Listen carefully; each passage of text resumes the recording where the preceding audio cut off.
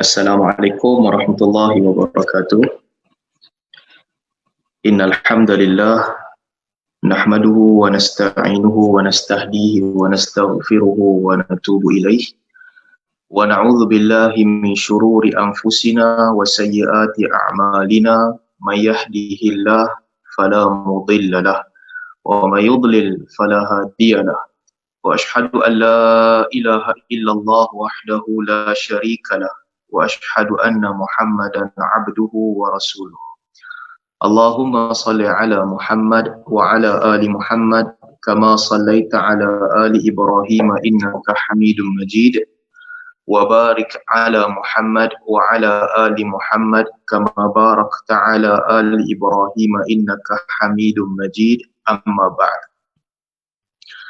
Alhamdulillah, dengan limpah kurnia dan izin serta taufik Allah Subhanahu wa taala, kita diberikan kesempatan untuk berjumpa lagi dalam sesi pada hari ini untuk kita sama-sama sambung kelas pengajian sejarah Khulafa' Ar-Rashidin, dan kita dah sampai ke siri yang ke-12. Alhamdulillah, panjang dah perjalanan ini dan pelan-pelan kita akan lalui dan cuba habiskan perjalanan kuliah sejarah Khulafa' Ar-Rashidin.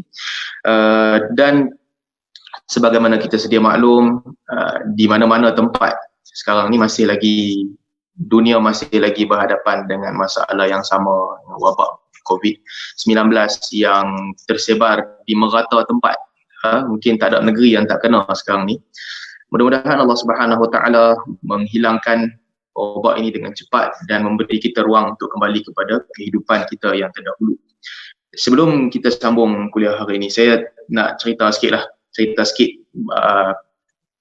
beberapa benda yang, satu benda yang saya perasan beberapa hari lepas bila tengah scroll down Facebook tu, beberapa hari lepas ada permintaan daripada sahabat-sahabat kita, pelajar-pelajar di Madinah, yang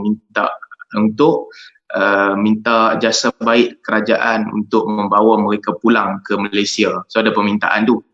Bila saya baca permintaan tu, sebab kata mereka keadaan di Saudi agak teruk, tersebar virus agak teruk, jadi mereka minta jasa baik kerajaan kalau boleh bawa balik mereka ke Malaysia.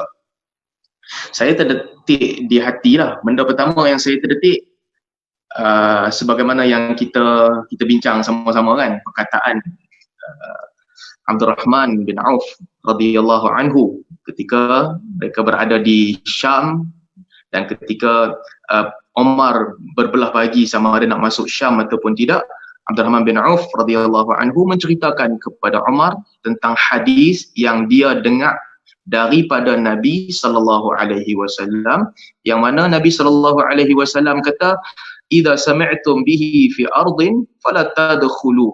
Apabila kamu mendengar tentang ta'un di satu negeri, jangan masuk. Tapi idza waqa'a bi ardin wa antum fih, dan bila kamu dengar ta'un ni berada dalam satu negeri sedangkan kamu berada di dalamnya, kamu jangan keluar. Fala takhruju firaran minhu, jangan keluar untuk lari daripadanya. Jadi kita dah bincang dah hadis tu. Saya terdetik, pertama sekali terdetik yang mereka ni pelajar-pelajar agama kan, yang belajar agama di Madinah dan sebagainya, mereka faham, mereka lalui hadis ni dan mereka faham apa yang dianjurkan oleh Nabi SAW. Kalau kira dulu zaman muda-muda dulu, mungkin 5-6 tahun lepas, kita kira nampak benda tak kena, kita tulis, kita kritik, kita tulis, kita hentam. Tapi kemudian saya fikir balik, tak tulis saya duduk dia, kemudian saya fikir balik, sebenarnya ialah kita yang duduk luar negara ni, kita pun tahu susah keadaan di luar negara, terutamanya bagi pelajar yang tinggal sendiri, yang mungkin terputus bekalan, mungkin tak boleh keluar, mungkin tak dapat makanan yang cukup, kehidupan mereka betul-betul terjejas di negara lain pula tu, yang mana tak ada lah kelebihan macam negara sendiri. So bila terfikir balik, susah juga kehidupan mereka ni. Kita tahulah, bila kita mungkin tak tahu kehidupan kita duduk di negara yang senang, untuk orang lain mungkin susah. Dan bila mereka dengar ramai pula orang daripada negara lain yang dibawa balik ke Malaysia, kata apa, kluster kayangan lah apa semua ni dibawa balik, dan mereka pun minta lah, kami pun nak balik juga, tolonglah bawa kami balik. Bila kita fikir-fikir, susah juga kehidupan mereka ni kan, nak duduk dalam komuniti yang mungkin tak boleh berhubung dengan orang lain dan sebagainya. Dan kemudian kita pun tahu yang dengan kemajuan zaman sekarang, banyak benda yang orang tahu. Orang tahu dia punya tempoh inkubasi dia 2 minggu. Jadi kalau balik diletakkan dalam kuarantin untuk 2 minggu, kemudian bila mereka keluar daripada kuarantin, berkemungkinan besar memang tak ada jangkitan dan tidak menjangkiti orang lain. Jadi maksudnya bolehlah kalau nak bawa balik mereka, boleh letak kuarantin kemudian keluarkan mereka. Bila saya fikir-fikir balik, oh tak jadi nak kritik, sebab nak mengkritik tu mudah. Kita boleh tulis, kita baca satu hadis, kita nampak macam permintaan mereka ni tak kena dengan hadis tu, kita pun balun, kita hentam. Boleh buat begitu. Tetapi banyak sudut-sudut lain yang kita kena tengok juga, memahami kesusahan orang, membandingkan keadaan mereka dan juga orang lain yang berada dalam situasi yang hampir sama. Saya pun tak tulis, saya pun diam. Tapi lepas 2-3 hari tadi bila scroll balik Facebook, ramai pula yang kritik. Apalah mereka ni rajak agama tapi tak tahu, stay lah dekat negeri tu, tak payah keluar. Macam-macam lah orang tulis. Kalau saya 5-6 tahun lepas, mungkin saya akan buat benda yang sama juga. Hantam je dulu, nanti belakang fikir lain. Mula-mula bedai. Mungkin kita pun akan buat benda yang sama. Tapi sebenarnya banyaklah perkiraan yang perlu dibuat. Saya doakan kalau ada sahabat-sahabat yang ikuti kuliah kita ni, rakyat Malaysia, pelajar-pelajar yang berada di luar negara ataupun yang tinggal bersendiri di luar negara ataupun yang tinggal di negara-negara yang tak berapa bagus sistem kesihatan dia, kita doakan mudah-mudahan Allah Subhanahu Wa Taala bagi jalan keluar dan Allah Taala permudahkan urusan, dan kalau perlu dipermudahkan kepada mereka untuk pulang ke tanah air buat masa ni. Kita yang duduk di Qatar ni makan cukup, minum cukup, jadi kekallah kita di sini sehingga keadaan stabil sikit, sehingga tak ada lah jangkitan yang banyak di Malaysia dan di Qatar juga. Masa tu baru kita balik. Tak tahulah sebelum raya ataupun selepas raya, kita tengoklah keadaan. InsyaAllah mudah-mudahan Allah permudahkan. Jadi satu lagi, sebelum kita nak start kuliah hari ini, saya juga teringat satu doa yang diajarkan oleh Nabi SAW dalam hadis yang diriwayatkan oleh Imam Muslim daripada Abu Hurairah radhiyallahu anhu, yang mana kata Abu Hurairah radhiyallahu anhu, Nabi SAW selalu meminta perlindungan daripada 4 perkara ni. Nabi minta lindung daripada 4 perkara. Kana yata'awwad min su'il qada wa min daraqis syaqqa wa min syamatatil a'da wa min jahdil bala. Ini 4 benda yang Nabi minta lindung. Jadi amat sesuai kalau kita sama-sama boleh hafal dan boleh amalkan.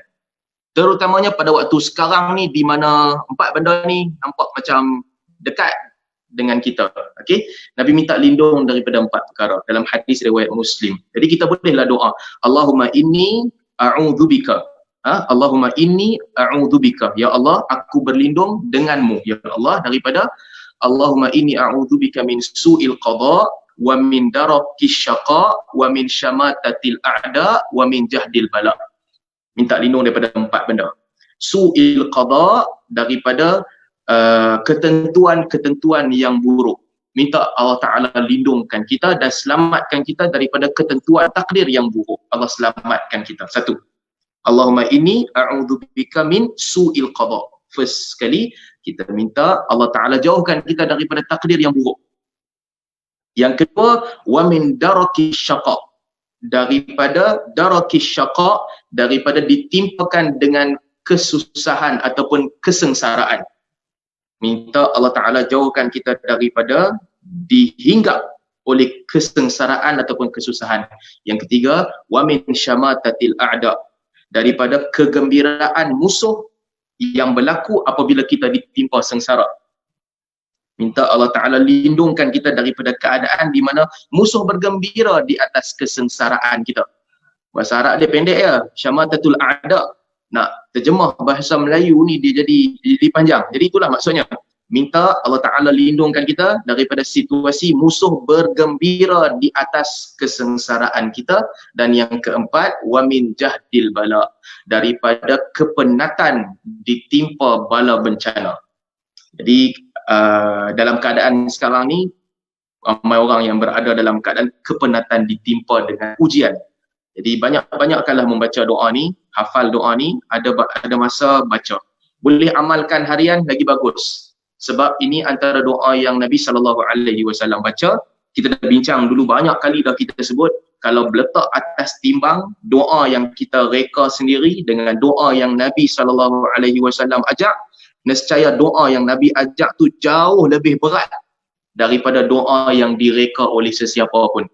Sebab kalam Nabi itu sendiri adalah wahyu.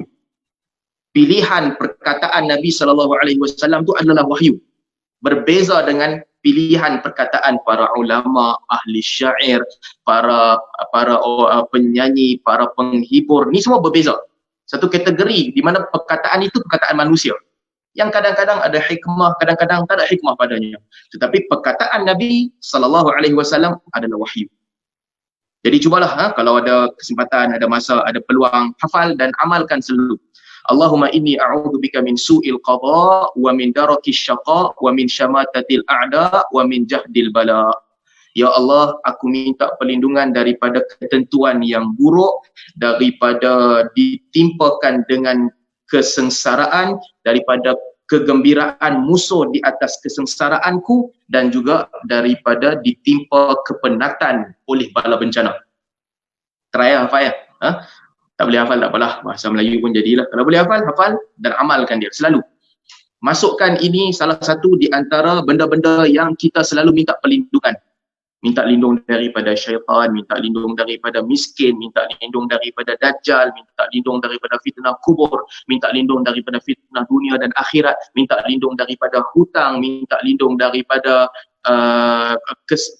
daripada diganggu gugat oleh orang-orang yang zalim. Banyaklah hadis-hadis yang ada dalam bab macam ni. Masukkan doa ni sekali. Masukkan doa ni sekali di mana minta lindung daripada orang-orang. Jadi tuan-tuan, itu mukadimah sikit. Mudah-mudahan kita dapatlah mengambil sedikit sebanyak ilmu baru untuk menjadi amalan kita. Baik, kita sambung lagi kuliah Khulafa Ar-Rashidin pada hari ini. Kalau tuan-tuan masih ingat, minggu lepas kita dah cerita tentang bagaimana tahun Amawas yang melanda kota Syam dan apa yang berlaku di kota Syam pada ketika itu. Dan akhirnya kita pun dah cerita bagaimana dengan kebijaksanaan Amr bin Al-As radhiyallahu anhu telah pun memberi jalan keluar kepada tahun yang teruk melanda Syam. Walaupun masa tu dia dibantah oleh ramai orang sahabat. Dia dibantah oleh Syurahbil dan sebagainya sebab dia kutuk tahun. Dia kutuk tahun, dia kata rijs, kekotoran. Dia dikutuk, tetapi dia telah ambil satu keputusan yang menyelamatkan nyawa ramai orang. Dan apabila orang balik, orang pergi mengadu dekat Umar Al-Khattab radhiyallahu anhu, tengok Amr bin Al-As dia buat pandai-pandai, dia pergi kutuk tahun, maka Umar tidak memarahi dia. Maksudnya keputusan dia buat tu diredai oleh Umar Al-Khattab radhiyallahu anhu. Itu tahun ke-17 ataupun tahun ke-18. 17 ataupun awal tahun 18. Baik, selepas itu setelah tamatnya tahun Amawas, Umar sekali lagi berkunjung ke Syam pada tahun ke-18 Hijrah. Kalau tuan-tuan boleh tengok dalam buku ni, Umar berkunjung ke Syam selepas itu. Selesai dah tahun, Umar mula nak berjalan untuk melawat negeri-negeri umat Islam yang mereka berjaya buka di Iraq dan juga di Syam. Tapi masa tu Umar pilih untuk dahului Syam, untuk pergi ke Syam dulu. Sebab apa? Sebab Syam ada masalah. Kita dah cerita sebelum ni, tahun Amawas ramai orang mati. Bila ramai orang mati, mereka ada confusion sikit macam mana nak bahagi harta pusaka. Tunggang langgang, tungging terbalik. Ada orang anak dia dah mati, cucu dia hidup lagi. Ada orang bapa dia mati, tok wan dia hidup. Ada orang macam-macam keadaan yang tak ditulis dalam nas. Sebab ramai sangat orang mati. Ada orang yang keluarga terdekat dia mati, tinggal keluarga jauh. Keadaan yang berbagai-bagai. Ada orang mati, tak tinggal siapa-siapa keluarga terdekat. Yang ada keluarga jauh je. Jadi banyak benda yang tidak tentu. Ketidaktentuan dalam pembahagian harta pusaka. Jadi orang pun panggil Umar untuk pergi ke Syam. Tolong selesaikan masalah. Dan Umar pada ketika itu, tahun ke-18 Hijrah, Umar memulakan dia punya lawatan dengan pergi ke Syam. Apabila pergi ke Syam, Umar Al-Khattab radhiyallahu anhu, antara perkara yang dia buat, dia pun selesaikanlah masalah harta pusaka. selesaikan masalah pembahagian harta dengan kebijaksanaan dia, apa masalah yang ada dia pun bagi settle. Dan juga kemudian diriwayatkan ketika Umar berada di Syam, sebelum dia balik ke Madinah, Umar menyampaikan satu khutbah, pidato lah, khutbah, disampaikan khutbah kepada orang ramai di mana dia kumpulkan penduduk Syam. Kata Umar Al-Khattab radhiyallahu anhu, aku ni telah dipilih untuk jadi pemimpin kamu. Aku dipilih. Dan aku telah cuba untuk buat yang paling bagus setakat yang aku mampu kepada kamu. Paling baik aku boleh buat, aku buatlah kepada kamu. Aku melakukan keadilan kepada kamu, aku bagi makanan kepada kamu, aku bagi pendapatan kepada kamu, aku bagi keamanan kepada kamu, aku letak tentera untuk jaga kamu. Senang cerita, jalan yang aku nampak boleh memudahkan hidup kamu, aku telah beri kepada kamu. Kemudian kata Umar, kalaulah yang aku buat ni masih belum mencukupi, yang aku buat kepada kamu ni, ada lagi yang benda baik yang aku belum buat, maka sampaikanlah kepada aku agar aku dapat laksanakan kebaikan itu, kamu dapat menikmatinya. Umar bagi tahu kepada orang Syam, ada apa-apa suggestion, bagi tahu ke aku boleh tambah baik lagi. Walaupun apa yang aku buat ni aku rasa dah cukup bagus dah kepada kamu orang Syam. Apa yang aku boleh bagi, aku bagi. Tapi kalau ada lagi yang aku terlepas pandang, yang aku tak jaga, aku bagi tentera dan sebagainya, kalau ada lagi, tolong bagi tahu dekat aku. Cadangan sentiasa terbuka. Abang, apa hangpa nak? Boleh, aku bagi. Kemudian ketika berada di Syam, sebelum berangkat balik, orang pun di Syam ni bercampur aduk kan, kita tahu. Ada para sahabat yang dah tinggal di Syam, ada rombongan yang datang dengan Umar. Antara yang datang dengan Umar ni, hardcore dia, Muhammad bin Maslamah, Bilal bin Rabah, ni semua orang kanan Umar. Tukang bagi sampai surat, tukang jadi kawal dia punya gubernur dan sebagainya. Lalu orang pun pada ketika itu berkata, di Syam pada ketika itu, kan okey kalau kita hidupkan sikit nilai sentimental. Dah ada di Syam, ramai sahabat berada di sini, macam perhimpunan semula lah. Lepas zaman Nabi SAW, para sahabat diutuskan untuk pergi perang rata-rata. Yang ni macam perhimpunan semula. Ramai orang berada di Syam. Jadi mereka pun minta, apa kata kalau suruh Bilal bin Rabah radhiyallahu anhu untuk laungkan azan. Jadi lama kita tak dengar Bilal azan. Bilal azan dulu di zaman Nabi SAW.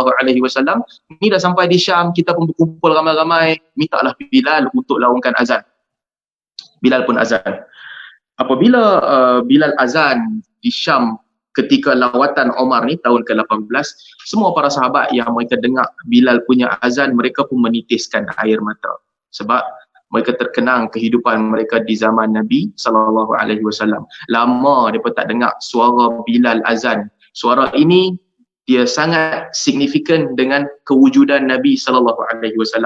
Ketika mereka ada kat Madinah dulu, dengar sahaja suara Bilal melaungkan azan, kemudian mereka lihat Nabi SAW solat bersama-sama dengan mereka. Dan ketika ini mereka berada di Syam, sekali lagi mereka diberi peluang untuk dengar suara azan Bilal. Cuma beza dia kali ni azan sahaja yang ada, Nabi tak ada untuk solat bersama-sama dengan mereka. Dan ramai sahabat mereka menitiskan air mata, mereka menangis. Dan antara yang paling kuat menangis pada ketika itu adalah Umar Al-Khattab radhiyallahu anhu, sebab ini saat di mana mereka terkenang kehidupan mereka di zaman Nabi SAW. Bilal, orang yang dilantik untuk melaungkan azan di zaman Nabi, dia pun azan, kemudian mereka balik ke Madinah.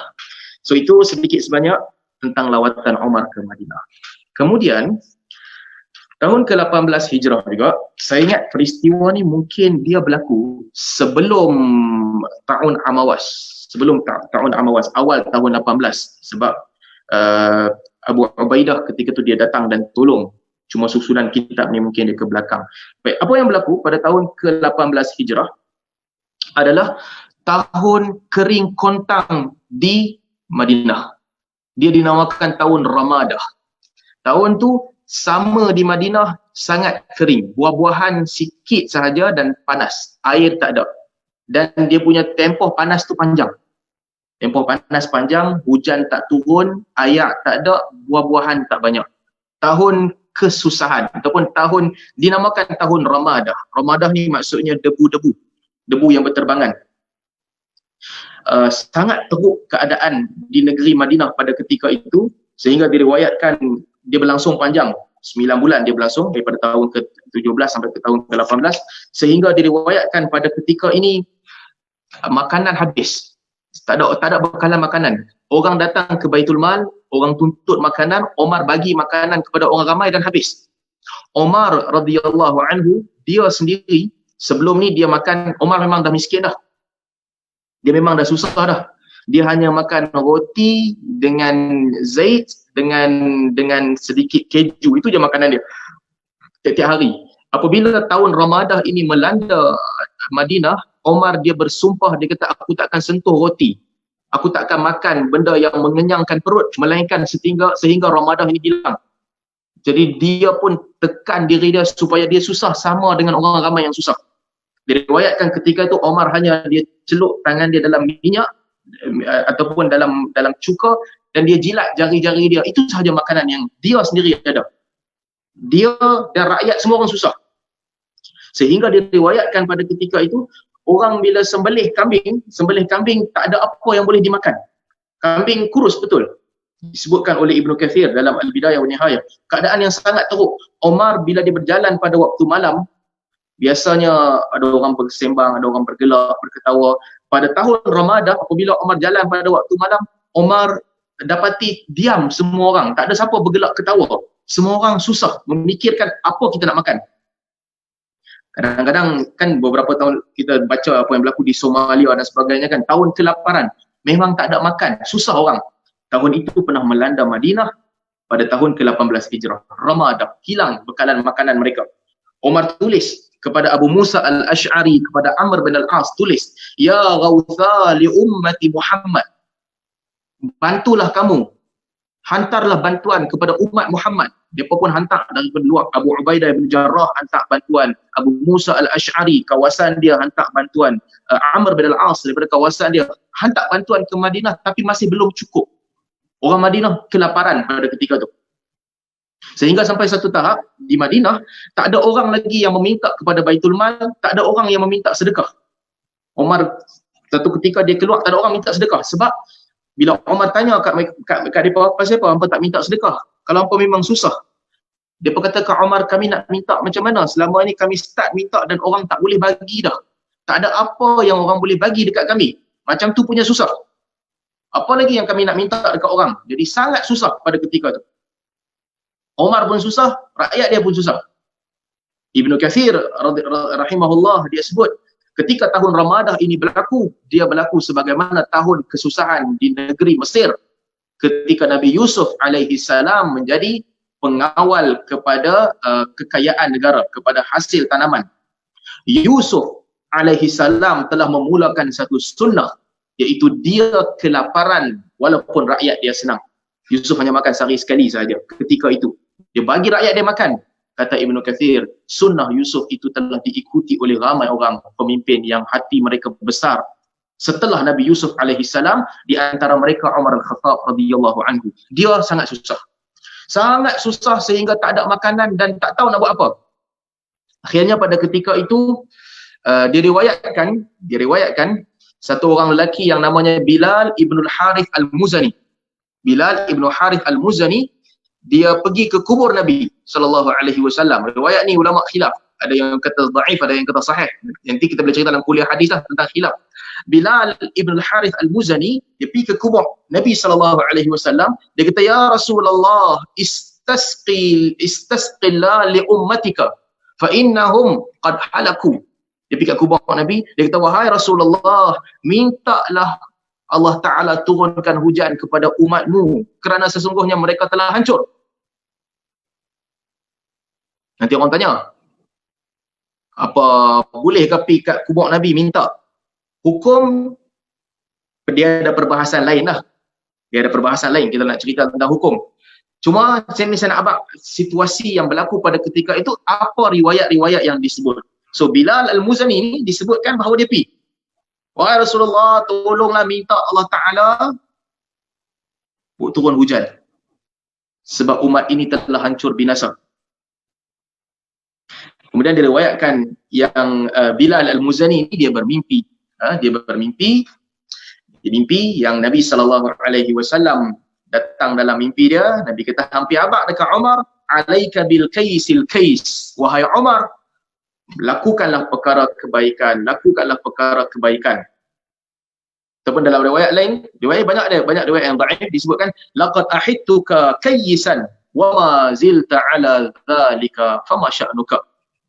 Nabi sallallahu alaihi wasallam datang dalam mimpi Bilal Al-Muzani, suruh bagi tahu dekat Umar, wahai Umar, aku tinggalkan hang dalam keadaan yang bagus, sangat baik, dan hang kekal dalam keadaan yang bertahan yang baik itu.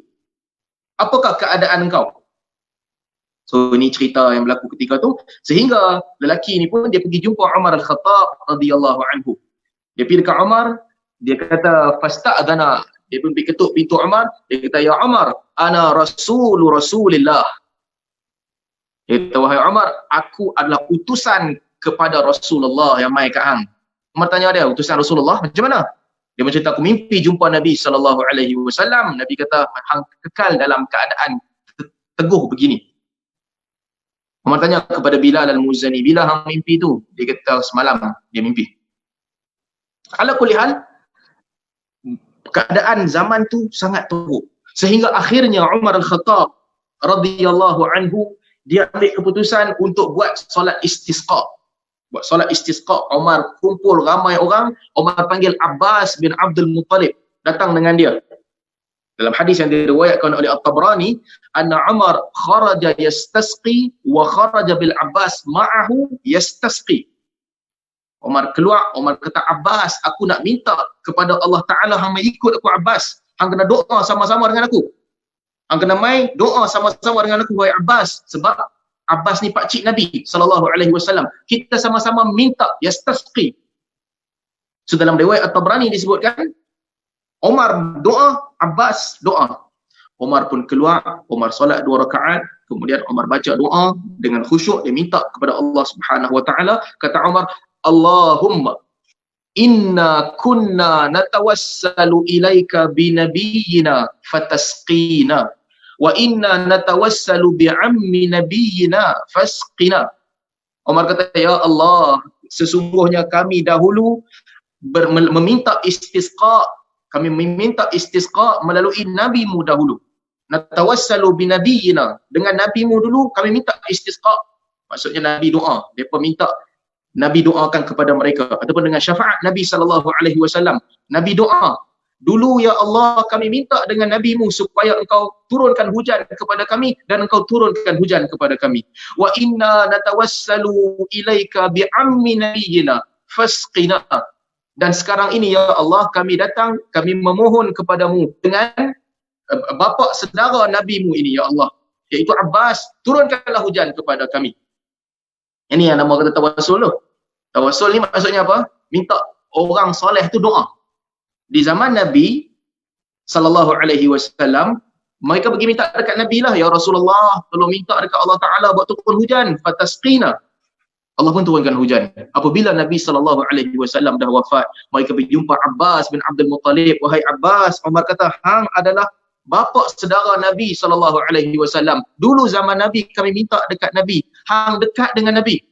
Maka sebab itu datanglah hang minta doa.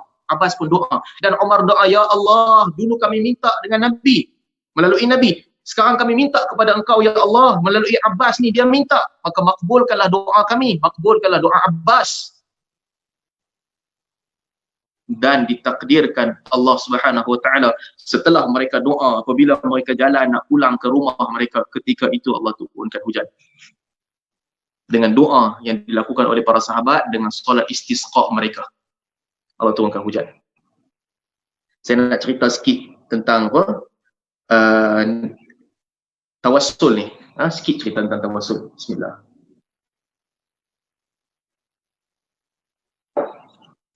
Apa tawassul yang Umar buat? Tawassul yang Umar buat ni adalah tawassul dengan cara dua. Satu, minta Abbas doa. Minta Abbas doa. Yang kedua, minta kepada Allah Ta'ala supaya bagi syafaat kepada doa Abbas tu. Yang tu yang Umar buat. Dan itulah yang dilakukan oleh kebanyakan para sahabat Nabi SAW ketika Nabi hidup. Mereka pergi jumpa Nabi SAW, Mereka suruh Nabi doa. Dan juga mereka minta kepada Allah Ta'ala, selain mereka doa sendiri, mereka minta kepada Allah Ta'ala supaya Allah bagi syafaat dekat doa Nabi tu. Supaya Allah makbulkan doa Nabi. Dan ini diteruskan. So kalau kita jumpa orang soleh kan, kita boleh minta kepada orang soleh, siapa-siapa orang yang kuat ibadat dan sebagainya, minta mereka doakan kita. Dan kita boleh minta kepada Allah Ta'ala, ya Allah, makbulkanlah doa kami. Di samping engkau makbulkan doaku, makbulkanlah juga doa orang soleh ni kepada aku. Boleh juga. Jadi sebab itulah Umar Al-Khattab radhiyallahu anhu, setelah kewafatan Nabi sallallahu alaihi wasallam, dia pergi dekat Abbas. Dia pergi ke Abbas. Sebab kalau kata minta ni, maksudnya pi minta, ya Allah, melalui dia ni kami minta kepada engkau. Kalaulah dengan zat orang tu, sama ada dia masih hidup ataupun selepas dia meninggal dunia, lebih baik minta kepada Nabi terus. Kan? Minta kepada Nabi terus. Tapi tak. Umar bin Abbas. Artinya, yang diminta oleh Umar Al-Khattab ni, maksudnya Abbas hang doa. Kami pun doa. Dan kami minta, ya Allah, dengan doa Abbas ni makbulkanlah ya Allah. Ini tawassul yang sepakat semua orang boleh. Ada tawassul lain yang khilaf. Itu kita boleh cerita kelas akidah nanti. Tapi ini tawassul yang sepakat semua orang kata boleh. Dan Nabi SAW ajak. Nabi ajak buat begini. Ada hadis yang diriwayatkan oleh Al-Imam Tirmizi rahimahullah, yang mana satu orang lelaki datang kepada Nabi SAW. Dia kata, ud'ullah an yarudda alayya basari. Wahai Rasulullah, boleh tak Rasulullah minta kepada Allah Ta'ala supaya Allah bagi kembalikan semula aku punya penglihatan, supaya aku boleh lihat. Tolong minta kepada Allah kembalikan penglihatan aku. Kemudian kata Nabi SAW, boleh, hampir ambil wuduk. Lepas ambil wuduk, hang semayang 2 rakaat. Kemudian lepas hang semayang 2 rakaat, hang baca doa ni. Apa doanya? Allahumma inni as'aluka wa atawajjahu ilaika binabiyyika Muhammadin nabiyyir rahmah. Ya Muhammad, ya Rasulullah, inni atawajjahu bika ila rabbi fi hajati liyaqdiyaha. Allahumma fashaffi'hu fi. Apa maksudnya? Nabi kita hampir wuduk, ambil wuduk elok-elok, lepas tu hang semayang 2 rakaat, lepas tu hang baca doa ni. Apa doanya? Ya Allah, aku memohon kepadamu ya Allah, dan aku mengharapkan daripadamu ya Allah, menerusi Nabi engkau ini, okay, aku minta kepada engkau ya Allah, dengan aku mai cara habaq kat Nabi ni. Maksudnya gitulah, aku mai habaq kat Nabi ni, aku minta kepada engkau ya Allah, supaya Nabi ni doa kepada engkau, agar engkau kembalikan penglihatanku. Ya Muhammad, ya Rasulullah, wahai Muhammad, wahai Rasulullah, aku mai abak dekat hang, wahai Nabi, supaya hampir minta kepada Allah agar Allah memakbulkan penglihatanku, Allah mengembalikan penglihatanku, memakbulkan doaku. Ya Allah, last kali patah balik doa kepada Allah. Ya Allah, makbulkanlah permintaan Nabi-Mu ini. Macam tu cerita dia. Nampak tak? First, ya Allah, aku mai minta kepada engkau ya Allah melalui doa Nabi-Mu ni. Aku minta dekat Nabi. Satu. Yang kedua, wahai Nabi, aku minta kepada engkau, wahai Nabi, tolonglah minta kepada Allah supaya kembalikan penglihatan aku. Dan yang ketiga, ya Allah, makbulkanlah doa Nabi. Itu yang dilakukan oleh para sahabat. Itu yang Nabi SAW ajak dia buat. Macam kira kalau cerita walillahil mathalul a'la, tak ada apa-apa yang sama dengan Allah Ta'ala. Cuma kalau nak cerita, nak bandingkan dia, kita nak minta kepada pembesar. Kita kenal pembesar tu. Ada orang rapat dengan pembesar tu. Okay, raja ke apa-apa, ada orang baik dengan raja tu. Kita pun nak minta dengan raja tu, orang ni baik dengan raja tu. Apa kita buat? Tapi habaq kat kawan ni, tolong Ustaz, pi habaq kepada raja ke pemerintah ke pembesar ke, tolong bagi jawatan dekat aku. Raja jauh, cerita raja ni jauh sikit. Perdana Menteri dah. Kita pi habaq kat kawan kita ni, tolong Ustaz pi habaq kepada raja tu, tolonglah lantik aku bagi jawatan GLC ke apa ke. Dr. Puan, tolong saya pergi habaq dekat pemerintah tu, lantik aku jadi mufti, contoh. Tolong saya pergi habaq kat dia, lantik aku jadi apa-apa, minta. Minta. Kemudian kita pergi habaq pula kat raja tu. Aku ni mai minta kepada hang, supaya hang bagi kat aku jawatan ni, dengan kawan ni, tolong minta bagi pihak aku. Hang bagilah apa yang dia minta tu untuk aku. Jadi maksudnya, realitinya di sinilah dalam kes ni, kawan ni kita minta tolong dia minta, dan kita pergi habaq dekat pembesar tu, bukan setakat aku minta, dia pun minta sekali, jadi bagilah dekat dia dan bagilah dekat aku. Itu diajarkan oleh Nabi SAW kepada seorang sahabat yang suruh Nabi doa kembalikan penglihatan.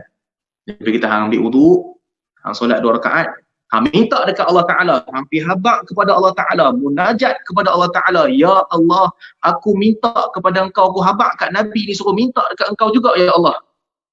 Makbulkanlah permintaan Nabi ini. Wahai Nabi, aku habaq kat hang untuk minta kepada Allah. So, itulah ceritanya. Jadi, bila doa mereka pun minta kepada Allah Ta'ala, akhirnya Allah Subhanahu Wa Ta'ala menurunkan hujan dan hilanglah tahun ketandusan di negeri Madinah setelah mereka hidup susah. So, itu yang berlaku ketika tahun Ramadah, tahun kepanasan. Orang kata kadang-kadang, benda-benda balak bencana ni hanya timpa orang kafir sahaja. Tak betul. Tak betul. Dia timpa orang kafir dan dia timpa orang Islam juga. Dia timpa negeri orang kafir dan dia timpa negeri orang Islam juga. Macam kita cerita tahun tu, tahun Amawas timpa negeri orang Islam juga. Demikian juga tahun kekeringan ni menimpa Madinah juga. Cuma apabila ujian ini ditimpakan kepada orang-orang yang jahat, itu hukuman Allah. Apabila ditimpakan kepada orang-orang beriman, itu ujian. Kalau mereka bersabar, Allah Subhanahu Wa Ta'ala bagi ganjaran yang baik. Kalau mereka bersabar, Allah Ta'ala gantikan kesusahan itu dengan pahala. Itu tentang tahun kelaparan di Madinah. Baik, seterusnya. Saya nak cerita tentang 2 orang para sahabat Nabi SAW yang dipecat daripada jawatan sekitar tahun 17, sekitar tahun 18 dan juga 19 Hijrah. Satu, Al-Mughirah bin Syu'bah radhiyallahu anhu. Tidak nak cucuk saja.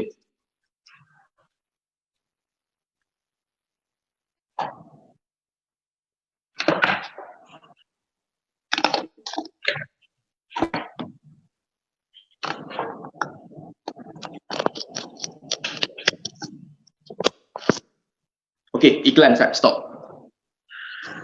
Saja dah cucuk. Baik. Satu, Al-Mughirah bin Syu'bah. Satu lagi, Sa'ad bin Abi Waqqas radhiyallahu anhu. Al-Mughirah bin Syu'bah. Peristiwa ni berlaku tahun ke-18 Hijrah. Al-Mughirah bin Syu'bah adalah Governor Umar di Basrah. Dia jaga Basrah. Dia duduk di Basrah dan satu orang di sahabat Nabi, Abu Bakrah, juga duduk di Basrah. Apa yang berlaku kepada dia? Di Basrah ada satu orang perempuan yang namanya Ummu Jamil. Ummu Jamil ni kematian suami. Lepas suami dia mati, dan perempuan-perempuan Arab, mereka jealous dengan Ummu Jamil sebab dia ni, mereka nampak macam dia kacau laki dia mengkacau ketenteraman rumah tangga dia. Jadi semua orang jealous dengan Ummu Jamil. Ummu Jamil mungkin dia cantik apakah, kita pun tak tahu, orang jealous dengan dia. Pada satu hari, rumah Abu Bakrah berhadapan dengan rumah Al-Mughirah bin Syu'bah radhiyallahu anhu, berhadapan rumah Al-Mughirah. Dia pun pergi buka tingkap dia satu hari. Di rumah dia ada 3 orang pada ketika itu, Shibl, Ziyad dan juga Nafi'. Shibl, Ziyad, Nafi', Abu Bakrah. 4 orang duduk dalam rumah untuk sembang. Rumah dia pun menghadap rumah Al-Mughirah bin Syu'bah. Angin pukul, tingkap dia terbuka. Dia pun pergi ke tingkap, dia nak tutup tingkap tu, lalu dia nampak Al-Mughirah bin Syu'bah bersama dengan seorang perempuan. Dia nampak daripada tingkap tu, dia nampak Al-Mughirah dan juga perempuan tu, mereka sedang bersama, dua-dua orang.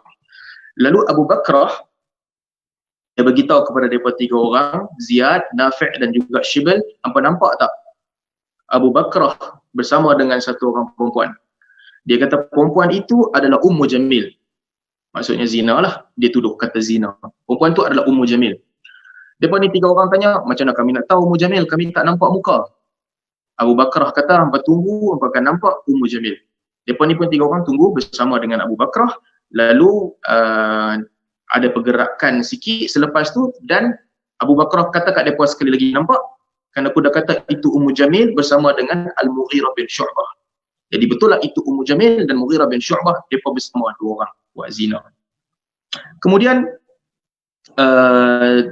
selepas habis peristiwa tu, Al-Mughirah bin Syu'bah turun daripada rumah dia nak pergi ke masjid, nak pergi solat ke masjid. Dia turun, dia jalan.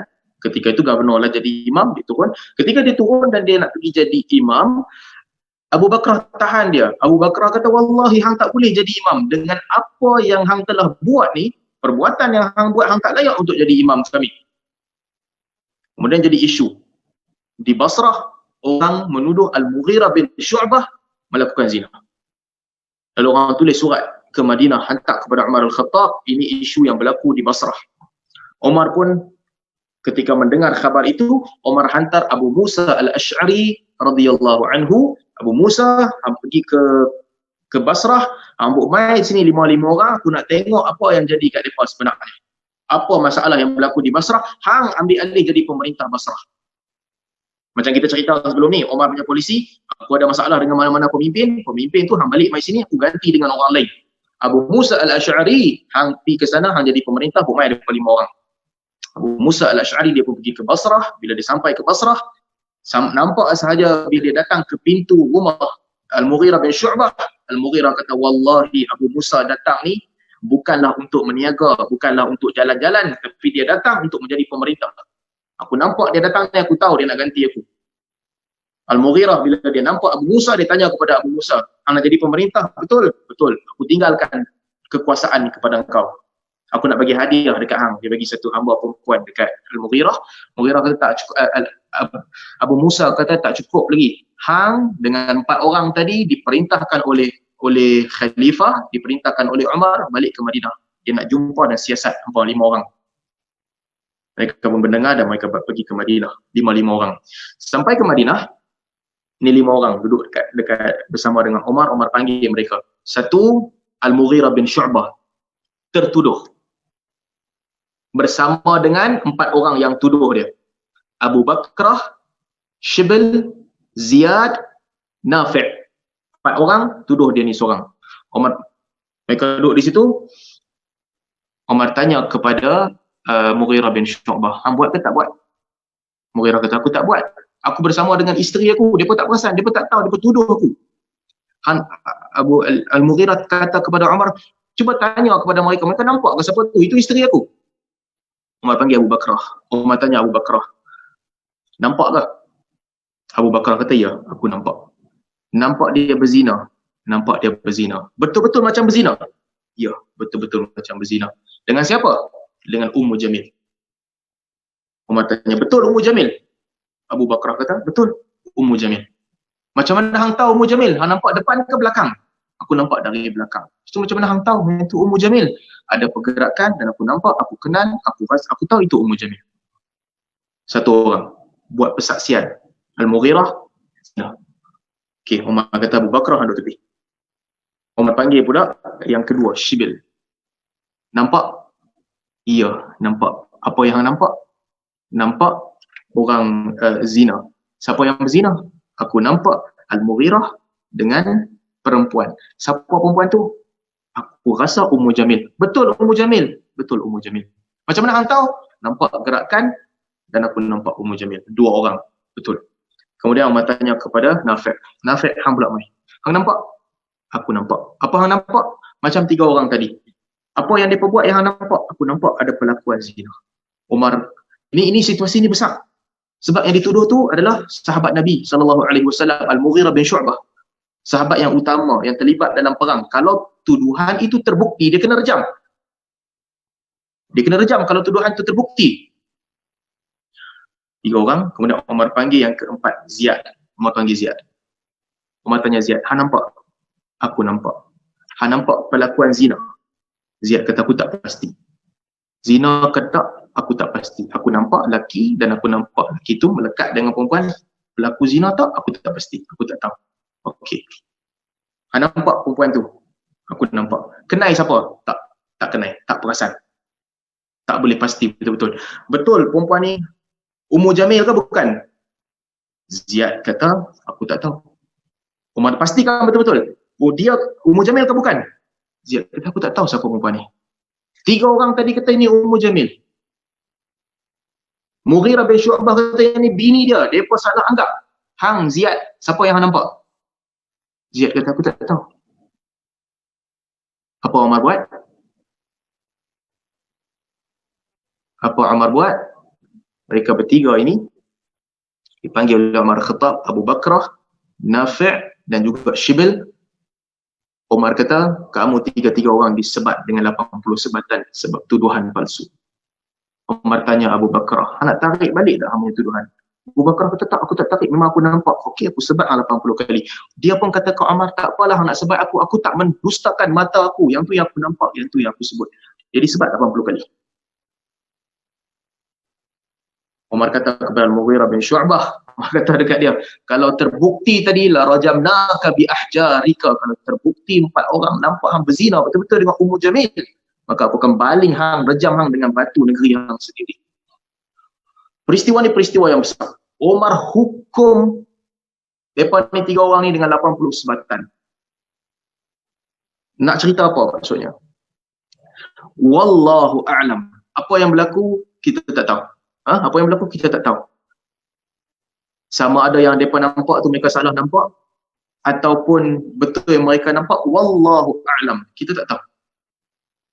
Apa sahaja yang berlaku, para sahabat kedudukan mereka tinggi di sisi Allah Subhanahu Wa Taala. Dengan amalan kebaikan mereka ditimbang dengan keburukan mereka, mereka orang yang dipercayai di sisi Allah. Kita tak tahu apa yang berlaku sebenarnya. Tetapi yang tindakan Umar ni kita tahu. Apa maksud tindakan Umar? Maksud tindakan Umar, satu, hampa jangan pergi mengintip. Jangan pergi mengintip. Yang kedua, kalau tak cukup beban pembuktian, lebih baik hampa duduk diam-diam. Jangan cakap, duduk diam-diam. So kalau hang betul-betul gentleman, hang nampak benda yang tak kena, hang pergi ketuk pintu, tok, ni. Aku rasa hang buat maksiat, aku rasa hang buat benda-benda tak elok, hang jangan buat yang tu. Umar punya tindakan ni. Yang tu patutnya. Jangan, kalau tak cukup beban pembuktian, hampa mai juga kat aku, hampa 3 orang ni aku sebat 80 kali. Sebab tuduhan palsu. Maka itu yang berlaku kepada pemecatan Al-Mughirah bin Syu'bah radhiyallahu anhu.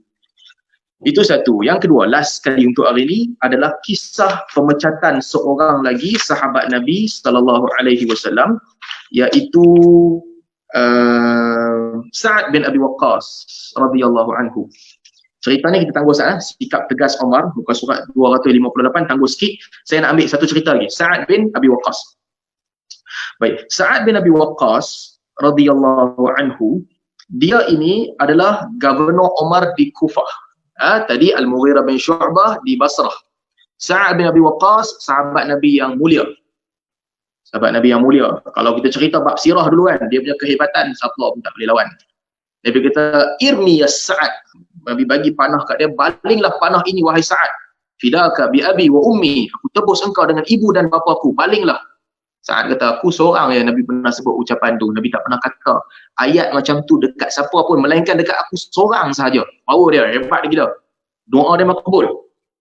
Tiba-tiba datang satu fitnah dekat dengan nak pergi perang Nahawan. Nak pergi buka Nahawan pada tahun ke-20 Hijrah. Dan apabila dekat-dekat tentera semua tengah siap nak pergi perang ketika itu, orang datang, iaitu antara mereka yang datang adalah Al-Jirah Ibn Sinan Al-Asadi dan juga beberapa orang datang ke Madinah jumpa Umar Al-Khattab, bagi tahu kepada Umar Al-Khattab sebenarnya Sa'ad bin Abi Waqqas adalah orang yang tak boleh dipercayai. Dia ni solat dia tak bagus, tak betul dia semayang dengan kami. Kami nak komplain pasal dia. Dekat dengan nak perang Nahawan ni.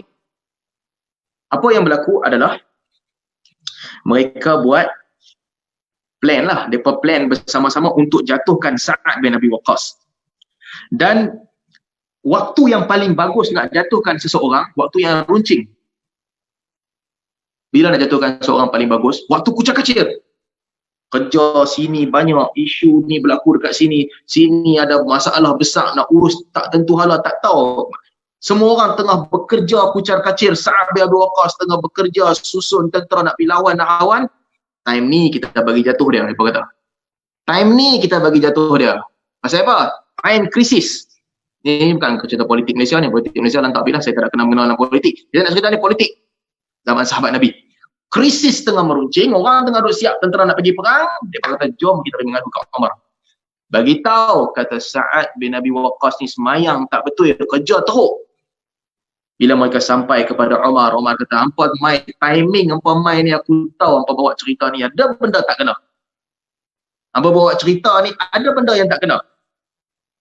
Tapi tak apalah, sebab pemain mengadu juga.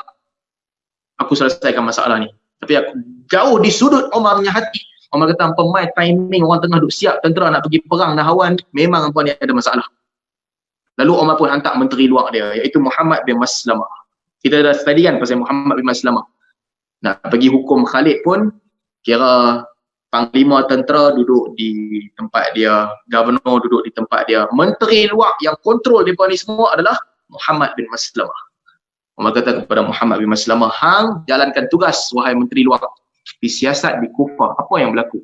Apa yang mereka ni duk tuduh Muhammad bin, mereka ni duk tuduh Sa'ad bin Abi Waqqas, pergi cek apa yang berlaku. Aku tahulah, yang ni semua mesti tak betul ya punya tuduhan, tapi hang pergi cek. Jangan pergi jumpa Sa'ad bin Abi Waqqas sampai pusing diri tu, pergi siasat apa yang berlaku. Muhammad bin Maslamah pun sebagai menteri luar Umar, dia pun pergi ke Kufah, dia pergi jalan kepada setiap kabilah. Jumpa semua kabilah. Apa pandangan kamu tentang Sa'ad bin Abi Waqqas? Semua kata Sa'ad bagus.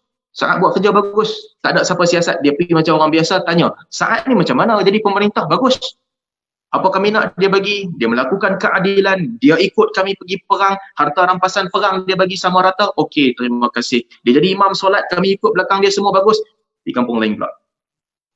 Apa pandangan kamu tentang Sa'ad bin Abi Waqqas? Orang puji dia. Pergi kampung lain, orang puji dia. Pergi semua kampung, orang puji dia. Kampung. Muhammad bin Maslamah dia pun pelik. Apa yang dia kata Sa'ad bin Abi Waqqas ni tak adil, harta dia bagi tak sama rata, dan juga dia solat pun tak betul, tunggang langgang. Pergi siasat semua kampung, semua setuju Sa'ad bin Abi Waqqas orang yang bagus. Sampailah dia pergi ke Bani Abs. Apa pandangan kamu tentang Sa'ad bin Abi Waqqas? Semua orang diam. Diam, tak ada siapa nak kata apa. Sa'ad, bolehlah. Diam semua orang. Lalu datang seorang lelaki yang namanya Abu Sa'dah. Abu Sa'dah kata, "Idza nasyattumuna billah." Kalau hang betul-betul wahai Muhammad bin Maslamah nak tanya kepada aku dengan nama Allah, aku kena bagi tahu kat hang lah kebenaran. Kalau hang betul-betul tanya, aku tak takutlah nak bagi tahu kat hang kebenaran. Terpaksa bagi tahu kebenaran. Abu Sa'dah kata, Muhammad bin Maslamah tanya, "Okey, hang please bagi tahu kat aku. Idza nasyattumuna billah." Kalau hang betul-betul tanya kerana Allah, aku terpaksa bagi tahu. Apa dia? Abu Sa'dah kata, "Fa innahu kana la ya'dilu fil qadiyah." Kalau hang nak tahu tentang Sa'ad bin Abi Waqqas, sesungguhnya dia ni bila buat hukum dia tak pernah adil. Wala yaqsimu bisawiyah. Apabila dia membahagikan harta rampasan perang, dia bagi pun tak adil. Ada orang dia bagi lebih, ada orang dapat kurang. Wala yasiru bil sariyah. Dan dia tak pernah jalan ikut tentera sama-sama, bagi arahan pandai-pandai, lepas tu dia duduk rehat. Kalau hang betul-betul nak tahu, yang inilah 3 perangai Sa'ad bin Abi Waqqas. La ya'dilu fil qadiyah, wala yaqsimu bisawiyah, wala yasiru bisariyah. Hukum tak adil, bahagi tunggang langgang sesuka hati dia, dan dia tak ikut tentera pergi perang. Jadi Muhammad bin Maslamah bila dia dapat input daripada Bani Abs, dia tahu ni bukan masalah negara tu tak betul. Ini pemimpin yang bijak. Umar bijak, hantar, cek. Dan Muhammad bin Maslamah pun bijak, cek semua kampung. Kesimpulan dia pun sangat konkret. Bagi tahu kepada Umar, wahai Umar, Sa'ad tak ada masalah, bukan masalah Sa'ad. Masalah Bani Abs satu yang tak suka kat dia. Orang lain semua okey, kabilah lain tak ada masalah, tak ada siapa komplain. Bani Abs saja komplain. Umar panggil pulang, Umar panggil pulang sebab nak pergi perang dalam keadaan tu perlukan orang bersatu hati. Umar panggil balik Sa'ad bin Abi Waqqas. Umar panggil dia, wahai Abu Ishaq, aku tahu. Umar panggil dia, Abu Ishaq, aku tahu yang hang tak buat salah. Hang cuba cerita apa yang berlaku. Abang aku apa yang berlaku. Umar tanya dia.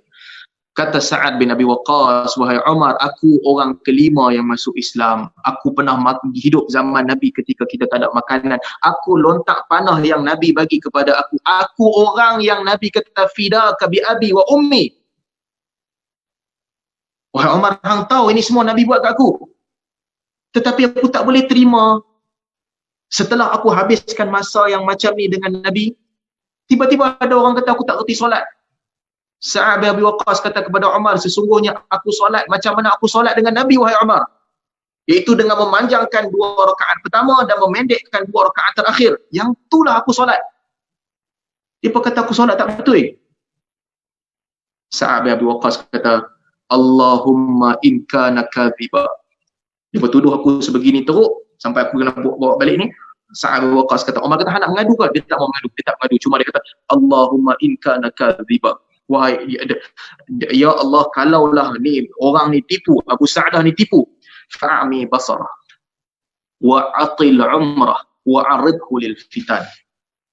Ya Allah, kalaulah dia ni tipu, dia buat tuduhan palsu kepada aku, kalau dia buat begitu, ya Allah, fa'ami basarah, butakanlah mata dia, wa atil umrah, panjangkanlah umur dia, wa aridhu lil fitan, dan juga biarkanlah dia disambar oleh fitnah.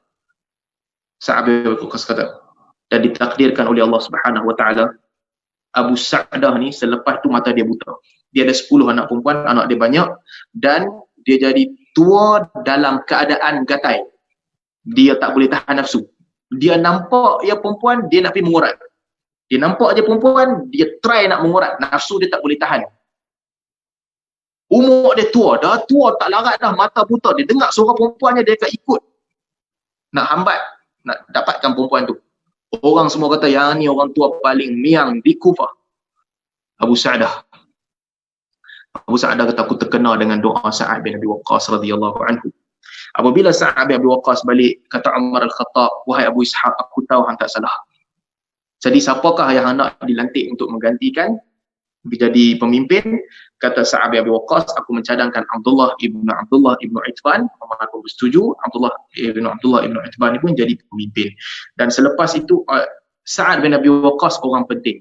Sampailah ketika Umar radhiyallahu anhu nak wafat, nak meninggal dunia, Umar lantik komiti 6 orang, lantiklah pemerintah. Siapa lepas ni hampa 6 orang lantik. Satu je syarat, aku tak nak anak aku. Nantilah masa cerita Umar meninggal kita akan panjangkan bab ni. Salah seorang daripada mereka adalah Sa'ad bin Abi Waqqas radhiyallahu anhu. Umar kata, kalau mereka bersetuju untuk melantik Sa'ad bin Abi Waqqas, maka dialah pemerintah kamu. Tetapi kalau mereka tidak bersetuju untuk memilih dia dan dia pilih siapa-siapa bersama dengan mereka, orang itulah pemerintah kamu. Ala kulli hal, hari ni kita ada cerita, apa kita cerita hari ni? Satu, kita cerita tentang tahun kelaparan. Kedua, kita cerita tentang pemecatan Al-Mughirah bin Syu'bah. Ketiga, kita cerita tentang pemecatan Sa'ad bin Abi Waqqas radhiyallahu anhu. Yang ni 3 bab. Jangan lupa lah. So ringkasannya, 3 bab ni yang berlaku sekitar tahun 18 dan 19 Hijrah. Kelak akan datang nanti, insya-Allah kita sambung berkaitan dengan ketegasan Umar dalam melaksanakan hudud. Dan juga kemudian kita boleh ceritalah pembukaan Syam, pembukaan Iraq dan sebagainya. Kalau ada soalan, kita buka soalan sikit. Kalau tak ada soalan, kita boleh tangguhkan majlis kita pada hari ini. So, dipersilakan kalau ada soalan. Bismillah. Ada sesiapa nak tanya soalan? Sementara tunggu tu saya tanya soalan dulu dah. Ustaz, yang tawassul tu, kita patut tawassul pada yang masih hidup ataupun yang dalam apa tu yang dah meninggal tu, orang alim, kita boleh juga. Okey, tentang tawassul. Baik. Ada tawassul yang memang disyariatkan. Satu, bertawassul dengan nama-nama Allah. Maksudnya kita minta dengan nama-nama Allah yang kena dengan doa kita nak minta tu. Kita nak minta rezeki, Razak, kita panggil wahai Tuhan yang memberi rezeki, ya Rahim, ya Mughith, yang menurunkan hujan. Nama-nama Allah yang banyak disebut dalam Al-Quran, disebut dalam hadis. Kalau kita tawassul, satu tawassul yang memang disyariatkan dengan nama-nama Allah. Okey, satu. Yang kedua, boleh juga bertawassul dengan amal-amal soleh yang kita pernah buat.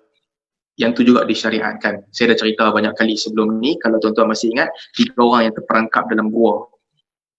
Batu tutup gua tu, 3 orang pun doa. Ya Allah, aku ni tak pernah bagi siapa-siapa apa minum sebelum mak aku minum dengan bapa aku. Sampai family aku, anak-anak aku sendiri pun, mereka tak boleh makan dan minum setelah mak dengan bapa aku. Ya Allah, baru minum, baru aku bagi mereka ni makan. Kalau betul lah ya Allah, aku buat itu kerana mengharapkan Engkau. Ya Allah, bukalah pintu gua ni. Terbuka sikit. Seorang lagi pula, ya Allah, aku ni dekat sangat dah boleh buat zina. Sampai aku dah duduk atas perempuan tu, memang nak buat zina dah. Perempuan tu nak pinjam duit, aku kata kat dia, nak duit yang kena buat zina aku. Perempuan tu pun tak ada pilihan, perlukan duit, hampir-hampir nak zina. Akhirnya aku takutkan Kau, ya Allah, aku tak jadi zina, aku stop, aku tinggalkan perempuan tu, aku patah balik. Kalaulah aku buat tu kerana takutkan Kau, ya Allah, bukalah pintu gua ni. Buka lagi sikit.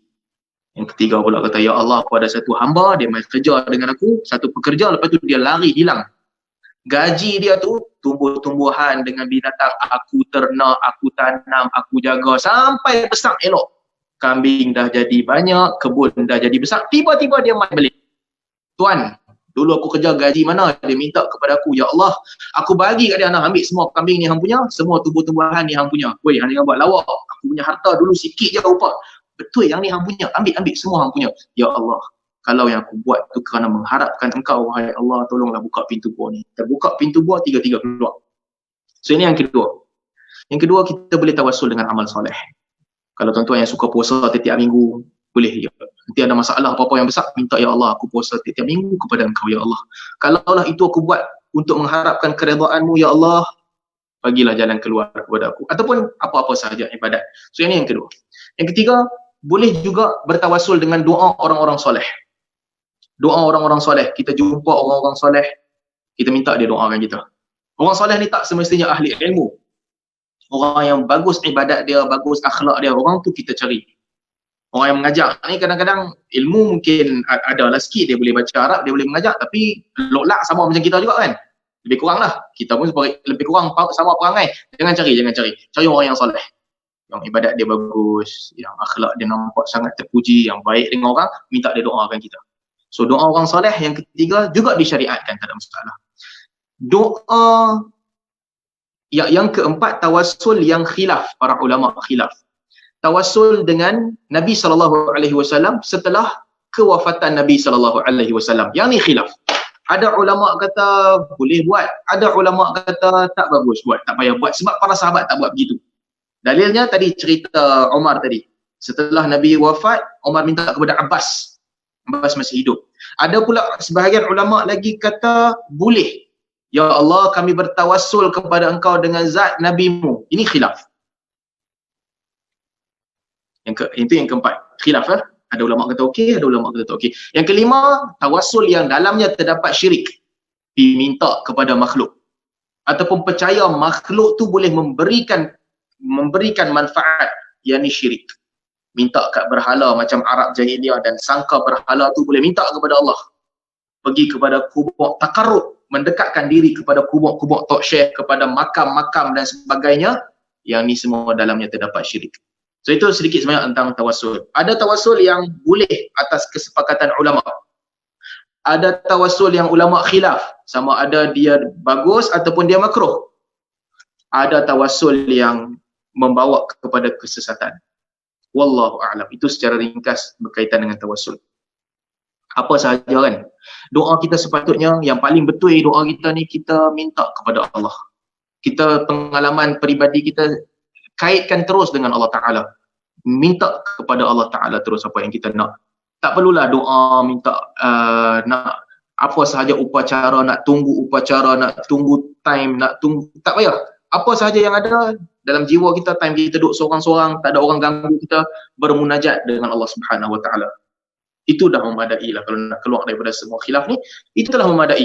Minta dengan nama-nama Allah, mengadu kesusahan kita, keperitan kita, bagi tahu ke Allah Ta'ala, ya Allah, aku ni buat ibadat kepada engkau sekian-sekian benda, minta terus direct kepada Allah, itu yang terbaik.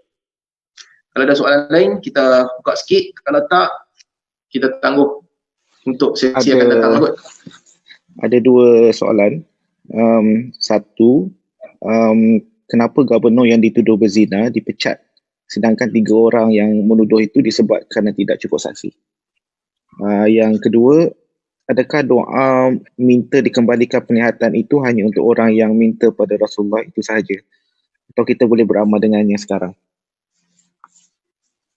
Okey, satu, pasal apa Mughirah bin Syu'bah dipecat? Saya dah cerita sebelum ni, Omar punya polisi, aku tak mau sakit kepala. Ada masalah kat negeri tu, kalau aku boleh buang pemerintah ataupun gubernur ataupun panglima agar masalah tu hilang, aku buang. Khalid, Omar nampak macam tak puas hati dengan Khalid, Omar pecat dia daripada panglima utama, jadi panglima kedua. Lah, masih lagi Omar rasa apa ni, ada khurafat kat negeri tu, orang percaya bahawa mereka menang disebabkan oleh Khalid. Selagi Khalid ada, mereka tak kalah dalam perang, aku pecat tu Khalid, ambil duduk Madinah diam-diam. Omar banyak polisi. Sa'ad bin Abi Waqqas, tuduhan palsu, kita nak orang bersatu padu nak pergi perang, ni orang bergaduh, satu kabilah tak puas hati, ada kabilah puas hati, leceh. Omar kata tak apa, ramai balik sini Sa'ad bin Abi Waqqas, ganti dengan orang lain. Yang tu pure case. Pure case, memang tak ada masalah. Khalid pun tak ada masalah. Omar kata aku pecat dia bukan sebab aku benci dia. Dan Sa'ad bin Abi Waqqas, Omar kata aku percaya hang memang tak buat salah. Pure case. Al-Mughirah bin Syu'bah, mai 3 orang saksi tuduh dia tak cukup 1 orang saksi. Di sudut perundangan, 3 orang ni salah, dihukum. Sama juga Omar punya keputusan, hang pun mai balik ganti dengan Abu Musa al-Asy'ari. Omar pesan dekat dia, nasib baik tak cukup saksi. Aku tak mau tahu jadi ke tak jadi. Perkara zina tu jadi ke tak, aku tak mau tahu, tu bukan urusan aku. Tapi kalau cukup 4 orang saksi tadi, aku rejam hang dengan batu daripada negeri tu, Omar kata. Yang tu je aku nak abang. Jadi ke tak jadi bukan urusan aku. So ringkasnya, ini Omar punya polisi. Tak mau ambil masalah. Panglima tu buat masalah, gubernur tu buat masalah, amai balik aku ganti dengan orang lain. Yang buat kerja ni, pecat orang, ganti orang adalah Muhammad bin Maslamah. Omar beritahu kat dia, dia pergi buat settle. Soalan yang kedua, apa soalan kedua? Doa kembalikan penglihatan. Doa kembalikan penglihatan ataupun apa sahaja doa, kita boleh doa dengan sirah yang sama, dengan ucapan yang sama. Contohnya kita nak apa-apa benda, selain kita doa, kita jumpa satu orang alim. Bukan orang alim lah, jangan sebut orang alim, orang warak, ya, yang warak, dia bagus, ibadat dia yang soleh dan sebagainya. Kita rasa dia ni macam ada sifat-sifat wali-wali Allah dengan tawaduknya, dengan akhlak yang baik, dengan ibadat yang bagus. Kita jumpa dia, kita minta hang tolonglah doa, minta kepada Allah Ta'ala supaya Allah bagi kat aku apa-apa hajat. Minta dia doa. Kemudian kita juga boleh minta kepada Allah Ta'ala, ya Allah, aku minta kepada engkau dan aku minta tolong Syekh ni juga minta kepada engkau. Makbulkanlah doa aku, makbulkanlah doa Syekh ni yang minta. Itu boleh. Itu boleh buat juga. Kita boleh buat lafaz yang lebih kurang sama, ya Allah, aku minta kepada engkau, aku minta tolong dia, aku minta kepada engkau, engkau bagilah apa yang dia minta dan apa yang aku minta ni, makbulkan. Boleh. Nak minta kepada Nabi, bagi tahu, ya Rasulullah, tolonglah minta kepada Allah setelah Nabi wafat, ini khilaf. Saya dah cerita tadi. Para sahabat tidak melakukannya. Dalil paling besar, Umar Al-Khattab setelah Nabi wafat, Umar minta kepada Abbas. Tetapi dalam masa yang sama, kita masih ada personal interaction dengan Nabi. Bila? Dalam solat dan dalam selawat. Bila kita kata Assalamualaikum ayyuhan Nabi wa rahmatullahi wa barakatuh. Kesejahteraan ke atas engkau wahai Nabi dan rahmat Allah dan barakat daripada Allah Ta'ala. So kita kata kepada engkau wahai Nabi. So kita ada interaksi dengan Nabi. Kita cakap dengan Nabi tiap-tiap hari dalam solat kita. Tetapi nak minta setelah Nabi wafat, itu tidaklah diriwayatkan dengan jalan yang sahih daripada mana-mana sahabat. Wallahu a'lam. Saya rasa kita berhenti dekat ni dulu kot lah. Kalau ada Itu soalan politik, Ustaz. Politik saya tak suka jawab, tapi dengar soalan dulu lah. Ya. Soalannya. Siapakah yang layak bagi Ustaz untuk menjadi mufti wilayah persekutuan? Satu lagi pandangan Ustaz tentang kerajaan PN sekarang. Soalan yang pertama, siapa yang layak menjadi mufti? Saya minta maaf, saya tak nak jawab. Saya pun tak fikir siapa-siapa yang layak. Mudah-mudahan Allah bagi kepada orang yang layak. Buat masa ni saya tak ada jawapan. Kalau tuan-tuan tanya soalan ni 2 tahun lepas, saya memang akan semangat gila nak jawab. Tapi sekarang saya tak berminat dah. Soalan pertama tu saya tak berminat sikit lah. Cuma kita harap orang yang dibagi tu adalah orang yang bagus, yang bertanggungjawab. Soalan yang kedua, buat masa ini, saya pun tak nak jawab jugalah kot. Nantilah bila tiba masanya akan datang, nanti kita jawab, kita boleh bincang. Tapi masa ni, saya nak jaga hati ramai orang juga ni. Nanti kalau jawab tercucuk kat sini, ada kawan-kawan sini terasa, tercucuk kat sini, ada kawan-kawan sini terasa. Jadi untuk mengelakkan situasi tu, dan jawapan saya tak penting pun, tak boleh ubah apa-apa pun. Melainkan hilang kawan je. Tak ada kesan lain melainkan hilang kawan. Kerajaan takkan berubah kerana kata-kata saya. Jadi lebih baik saya duduk diam buat masa ni, no comment. Okay? Saya berhenti setakat ni dulu untuk hari ni. Tuan-tuan dan puan-puan, mudah-mudahan Allah Subhanahu Wa Taala merahmati kita, merahmati majlis ilmu kita dan memberikan manfaat kepada kita di dunia dan di akhirat. Subhanakallahumma wa bihamdik, asyhadu an la ilaha illa ant, astaghfiruka wa atubu ilaik. Assalamualaikum warahmatullahi wabarakatuh.